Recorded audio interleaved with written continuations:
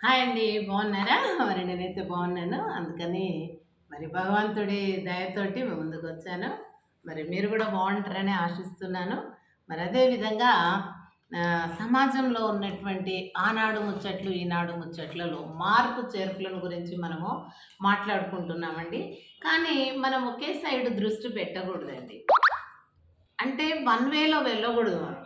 2 వేస్ ఉన్నాయి మనకు. ఒకటేమో మన పర్సనల్ ఫ్యామిలీ ఉంటుంది, వ్యక్తిగత కుటుంబము. సెకండరీ ఏముంటుంది? సమాజం అనేటటువంటి లెక్కించలేనంత విశాలమైనటువంటి, సువిశాలమైనటువంటి భారతదేశం అనేటటువంటి ఈ యొక్క మరి భూభాగం మనదేనండి. దీన్ని మన సమాజంగా, మన దేశంగా, మన రాష్ట్రంగా, జిల్లాంగా, మండలంగా ఎవ్రీథింగ్ మనం వర్గీకరణ చేసుకొని పరిపాలన యందు దృష్టి పెట్టుకొని చేస్తామండి. సరే, మరి ఇప్పుడు మన కుటుంబం గురించి ఒకదాని గురించో మాట్లాడుకుంటే మరి సమాజం గురించి ఎవరు చూడాలా? అందుకని సమాజం వైపు కూడా ఒక దృష్టి పెట్టాలండి. ఏంటంటే సమాజంలో ఎన్నున్నాయి? ఆటవిక శాఖ, పోలీస్ శాఖ, మరి జలవనరుల శాఖ, విద్యాశాఖ, వైద్య శాఖ, ఇలా చెప్పుకుంటూ పోతే ఎన్నో శాఖలుగా మనం వర్గీకరణ చేసుకున్నాం. ఎందుకంటే పరిపాలన విధానానికి అంటే సెంట్రలైజేషన్, డీసెంట్రలైజేషన్. ఇప్పుడు సెంట్రలైజేషన్ అంటే అంతా ఒకటే కేంద్రము. మరి ఒకటే కేంద్రమే పరిపాలించాలంటే మరి రాష్ట్రము ఎక్కడో ప్రధానమంత్రి ఢిల్లీలో ఉంటే మరి అట్టడుగున ఉన్నటువంటి కన్యాకుమారి దగ్గర ఉన్నటువంటి మద్రాస్కు మరి అట్లా అన్నీ ఇప్పుడు ఇళ్ళకు తిరిగి చూస్తారా? చూడలేరు కదా, భారం ఎక్కువ అవుతుంది. అందుకే మనము ఈ యొక్క సెంట్రలైజేషన్ను డీసెంట్రలైజేషన్ చేసాం. అంటే కేంద్రీకృతము, తర్వాత దాంట్లో మళ్ళీ అన్ని శాఖలుగా చేసి రాష్ట్రాలుగా విభజించామన్నమాట. దాన్నే డీసెంట్రలైజేషన్ అంటాం. అప్పుడు రాష్ట్రాలుగా చేసినప్పుడు రాష్ట్రాలకు ఒక్కొక్కరికి ఒక్కొక్క రాష్ట్రానికి మళ్ళీ ఎలక్షన్స్ ఉంటాయి. వాటిని అది ఏమంటారు, అసెంబ్లీ ఎలక్షన్స్ అని, దాంట్లో మెజారిటీ వచ్చిన వాళ్ళని ముఖ్యమంత్రి అని, తర్వాత మళ్ళా ఎమ్మెల్సీస్ ఇవన్నీ ఇంకా మళ్ళీ ఉంటాయి. అదేవిధంగా మళ్ళీ ఎలక్షన్స్ సెంట్రల్ ఒక దాంట్లోనే కాకుండా రాష్ట్రంలోనే కాకుండా మరి జిల్లాలో కూడా ఎలక్షన్స్ ఉంటాయి. జిల్లాలో మామూలుగా మనకు తెలుసు కౌన్సిలర్స్ ఇవన్నీ కూడా చూసుకుంటాము. దాని తర్వాత మనము మండల్ లెవెల్లో కూడా చూస్తాం. ఎంపీటీసీ, జడ్పీటీసీ మెంబర్సు, తర్వాత గ్రామానికి పోతే వార్డు మెంబర్సు, సర్పంచ్. ఈ విధంగా మనము పరిపాలన యంత్రాంగాన్ని వికేంద్రీకరణ చేసాం. సెంట్రలైజేషన్ డీసెంట్రలైజేషన్గా చేసి పరిపాలన సౌలభ్యం కోసం ఈజీగా ఉండాలి పాలన అని చేసాం. ఇప్పుడు మనకు మరి ఎలక్షన్స్ దగ్గర వస్తున్నాయండి. మనం అందరం కూడా అప్రమత్తం అవ్వాల్సిన అవసరం ఉంది. మరి పార్టీ నాయకులు ఎవరైతే అభ్యర్థులుగా మరి పోటీ చేయబోతున్నారో వారందరూ కూడా మనకు రకరకాల ఆశలు చూపిస్తారు. ఆశలకు లొంగిపోదామా? ఆ డబ్బు ఎప్పటికి ఉండదండి. మన కష్టమే మనము నమ్ముకున్నది. కానీ పార్టీ అభ్యర్థులు పంచిన డబ్బు, వాళ్ళు ఇచ్చిన వస్తువు, వాళ్ళు ఏమి మనకు ఆశ చూపి అంటే చేపలకు మన ఎరవేస్తారు కదా. ఇప్పుడు మత్స్యకారులు అంటే వెనకట జాలారు ఏంటి అది పెద్ద కర్రకి ఒక జర్రిని వానపామును పెట్టి అట్లా గాలానికి వేసే వరకు అది తినడానికి వచ్చి దాన్ని కుచ్చుకొని మరి వచ్చేది. అట్లా మనస్థితి కూడా అలాగుంది. మనకు ఎరవేస్తారు పార్టీ నాయకులు. పార్టీ నాయకులు అంటే ఎవరు? వెనకట పెద్దల డబ్బులు బాగా సంపాదించి ల్యాండ్ లార్డ్స్ పెట్టిపోయిన వాళ్ళు, డబ్బులు పెట్టిపోయిన అవి వెదజల్లుతూ మరి పరిపాలన యంత్రాంగం కూడా మా చేతిలోకి రావాలని అభ్యర్థులుగా నిలబడో, లేకుంటే కొంతమంది మంచిగా చదువును బట్టి పేదవాళ్ళు నిలబడో, కానీ పేదవాళ్ళని రానియరు. ఎందుకంటే ధనవంతుడు ఏం చేస్తాడు? మర్రి చెట్టు కింద ఇంకొక మొలక మొలవదు అంటారు. వెనకట మర్రి చెట్టు వటవృక్షం అంటాం, బనియన్ ట్రీ. దాని కింద వేరే చెట్టు మొలవదండి. మీరు చూడండి, ఆ చెట్టు అదే ఉంటుంది. అది విస్తారమైనటువంటి స్థలం ఆక్రమించుకోవడమే కాకుండా జడలు బారితే అంత చుట్టూ అదే పెరుగుతుంది. కానీ ఆ మర్రి చెట్టు కింద ఇంకొక మొలక మొలవదని పెద్దలు అనేవాళ్ళు. మరి ఆ విధంగా ఈ ధనవంతుల యొక్క నీడలో పేదవాళ్ళు ఉండరండి. పేదవాళ్ళు ఉంటే ఎలా ఉండాలి? వాళ్ళ చెప్పు చేతుల్లో పడి ఉండాలి. కానీ వాళ్ళతో సమాన స్థాయిలో మరి ఎలక్షన్స్‌లో అభ్యర్థులుగా నిలబడడము కానీ ఇవన్నిటికి కాదు. ఎందుకంటే వాళ్ళు డబ్బు చూపిస్తున్నారు. మనలాంటి అమాయకం ప్రజలు రూ. 10 ఇస్తే వాడు కళ్ళు సీసా చూపిస్తే సారాయి వెనకటికి సారాయి ఉండే సారాయి చూపిస్తే ఇప్పుడు బీరు, బ్రాందీలు బాటిల్స్ చూపిస్తే లేకుంటే డబ్బు చూపిస్తే లేకుంటే ఆడవాళ్ళతోనైతే బాగుంటుందని ఆడవాళ్ళను అట్రాక్ట్ చేసుకోవడానికి చాలామంది ప్రబృద్ధులు ఏం చేస్తుంటారు, వంట స్టవ్లు ఇప్పియడము, ఫ్రిడ్జీలు ఇప్పియడము, మరి టీవీలు ఇప్పియడము, ఇలాంటివన్నీ కూడా ఎత్తుకు పై ఎత్తుగా ఒక పార్టీ ఇంకొక పార్టీని మించి ఆ విధంగా చేస్తూ ఉంటారనమాట. జాగ్రత్త అమ్మలారా, అక్కలారా, చెల్లెల్లారా, తల్లులారా. మరి మనం జాగ్రత్త ఉన్నట్టయితేనే మన కుటుంబాన్ని మనం సరి అయిన పద్ధతిలో నడుపుకుంటామండి.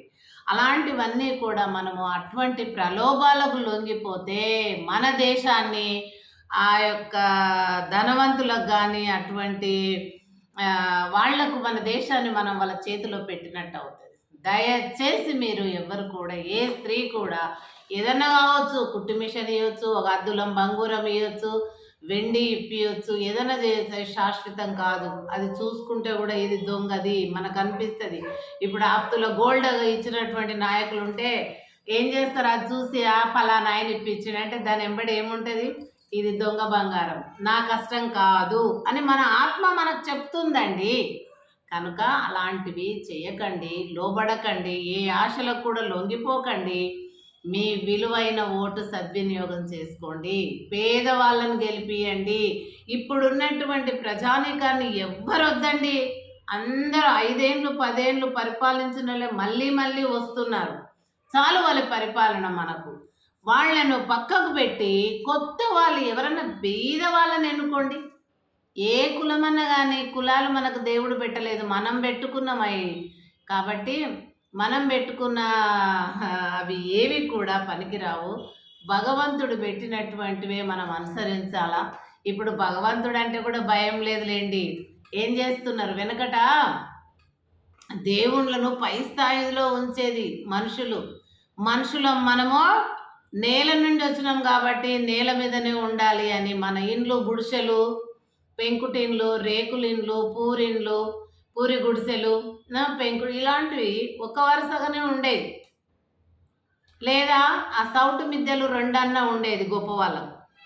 కానీ ఇప్పుడు దేవుళ్ళని ఎట్లా ఉంచేది, అప్పుడు కొండల పైన, కొండ శిఖరాగ్రాల పైన, పర్వతాల మీద ఎత్తైన స్థలంలో భగవంతుణ్ణి ఆడ నెలకొల్పి అక్కడ పూజలు చేసేవాళ్ళు.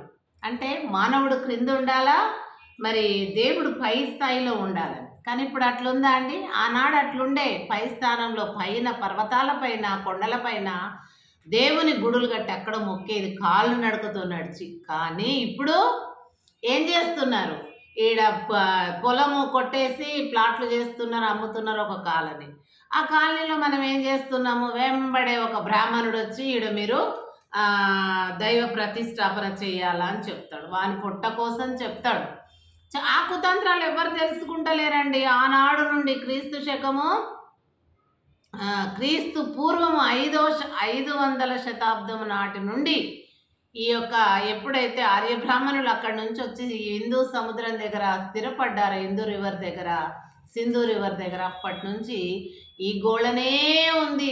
అన్యాయకమైనటువంటి ఎంతో కోట్లాది మందిని చంపిరి, కులాలు మతాలు చిచ్చులు పెట్టి ఆ బ్రాహ్మణులు. వాళ్ళు ఇప్పటికీ దేవుళ్ళనే వాళ్ళనే మొక్కుతారు, అయ్యగారు అని కాళ్ళ మీద పడతారు, అయ్యగారు అని వాయమ్మ ఇంత చేస్తున్నారు. వాళ్ళు మనలాంటి మనుషులే కదా అని ఒక్కరన్నా అర్థం చేసుకుంటారా? ఇంత చదువు డెవలప్ అయినా కానీ చేసుకుంటలేరండి. ఇప్పుడు నిజానికి చూస్తే బ్రహ్మ నుండి వచ్చాడు, బ్రహ్మనే మనుషులను సృష్టించాడు అని ఒక నమ్మకం. నిజానికి చూస్తే మరి ఇతిహాసాలు కానీ, తర్వాత మరి పురాణాలు కానీ, మహాభారతం, రామాయణం, భగవద్గీత ఇవన్నీ కూడా ఎవరు చేశారండి? కవులు మనుషులే కదా. మరి వాళ్ళు ఉన్నారా? ఇప్పుడు కాలగర్భంలో కలిసిపోయారు. రాసి పెట్టిండ్రు. మీరు తన్నుకొని కొట్టుకొని చావండి అని ఆ పురాణాలు ఇతిహాసాలు రాసి పెట్టిండ్రు. వాళ్ళు వెళ్ళిపోయిండ్రు. అవి వాటితోటి మనం కొట్టుకొని చేస్తున్నాం. మరి నిజానికి చూస్తే ఆ పురాణాలలో ఉన్నటువంటి పోస్టులను పాత్రలను మనం భగవంతులుగా దేవతలుగా పూజించినప్పుడు మరి ఇప్పుడు రాసిన వాళ్ళు వాళ్ళకంటే గొప్పోళ్ళు కదండి. ఆ ఆలోచన కలిగి ఆ గ్రంథాలు రాసిన వాళ్ళు ఇంకా అందులో ఉన్న దేవతల కంటే గొప్పోళ్ళు కదా. మరి ఒకవేళ దేవతలే ఆ పురాణాలలో ఇతిహాసాలలో ఉన్నటువంటి ఆ దేవతలు అని మనం ఇప్పుడు పిలుచుకుంటూ నమ్ముతున్నామే, వాళ్ళే దేవుళ్ళు అయితే వాళ్ళే గ్రంథాలు రాసి పెట్టేది కదా.